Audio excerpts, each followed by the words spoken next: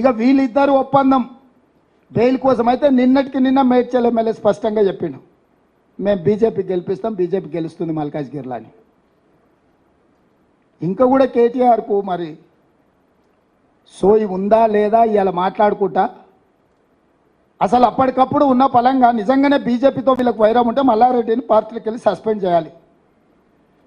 బహిరంగంగా ప్రజల ముందు బీజేపీ అభ్యర్థిని అలై బలై చేసుకొని ఆయనే గెలుస్తాడని ఆయనకు సహకరిస్తుంటే ఆయన అసెంబ్లీ నియోజకవర్గం ఉన్న ప్రాంతంలో మేడ్చల్ ఎమ్మెల్యే మీద చర్యలు తీసుకోకపోను ఈరోజు కేటీఆర్ సమర్థించడం దేనికి సూచన?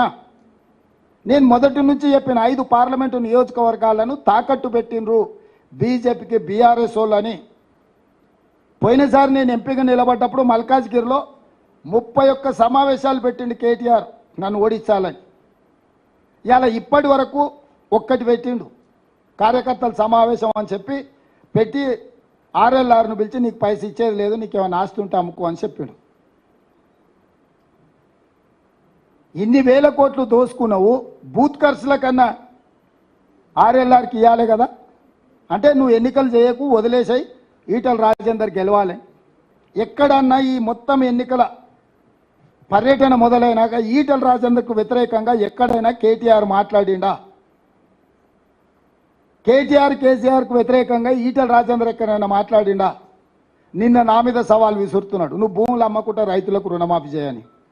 భూములను అమ్మకుంటే రుణమాఫీ చేయి, బుక్కెడు బువ పెట్టకుండా పిల్లల్ని ఆంబోతులాక తయారు చేయి.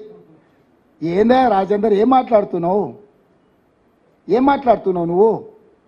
ఇన్ని వేల ఎకరాలు కేటీఆర్ అమ్మినప్పుడు ఎప్పుడన్నా ఈ భూములు అమ్మొద్దని ఎప్పుడన్నా ఈటల రాజేందర్ మాట్లాడిండా?